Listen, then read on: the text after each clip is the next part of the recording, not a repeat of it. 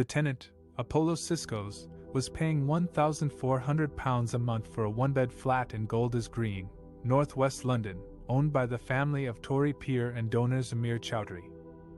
He had been living there since October 2019, but he was not happy with the conditions of the flat. He said that the heating was faulty, the window was broken, and the roof was leaking.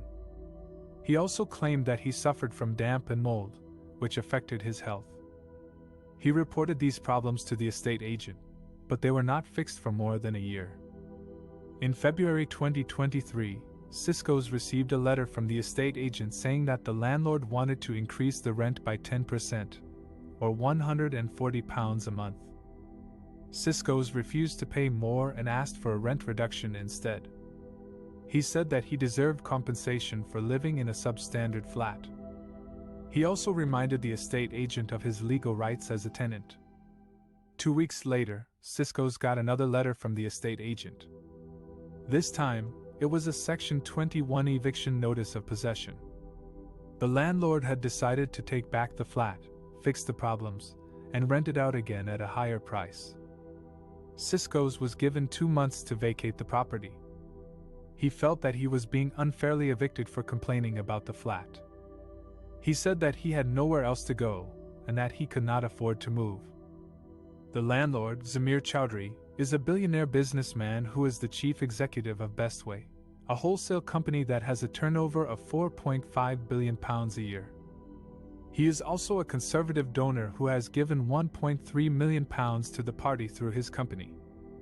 He was nominated for a life peerage by Theresa May in 2019 and joined the House of Lords as Baron Chowdhury later that year. He sits on the government benches and has multiple investment properties in London from which he receives rental income. Chowdhury owns the flat in Golders Green through a Channel Islands property holding company, which he shares with his 2 sons. The flat is part of his rental portfolio, which is worth millions of pounds. Chowdhury has not commented on the eviction case or the condition of the flat.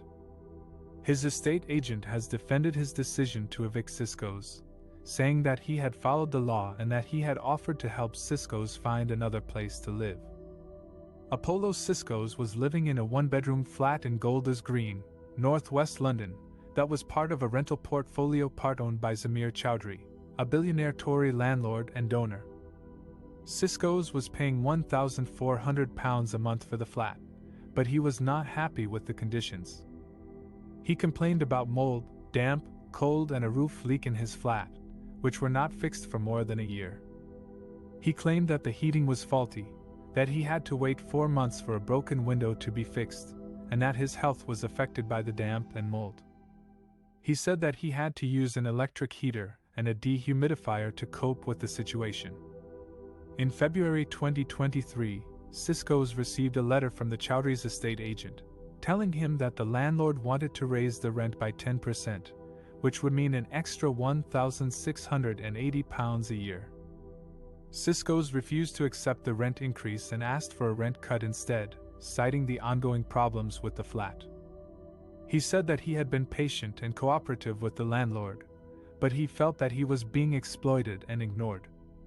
2 weeks later, Cisco's received another letter from the estate agent, saying that the landlord had decided to take back the property, fix the problems and remarket the property at a higher rent.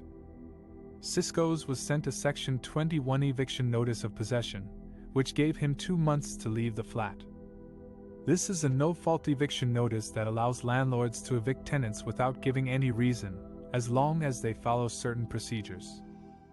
The Conservatives have promised to ban this practice since 2019, but they have not yet delivered on their pledge. Cisco said that he felt betrayed and angry by the eviction notice. He said that it was contradictory for a Conservative member of the House of Lords to use a Section 21 eviction notice while it was government policy to abolish it. He said that it was obviously legitimate, but it was immoral. He said that he had nowhere else to go and that he would have to find another place to live in a very expensive and competitive market. He said that he hoped that his case would raise awareness of the plight of many renters who face similar situations and who have no security or protection from unscrupulous landlords.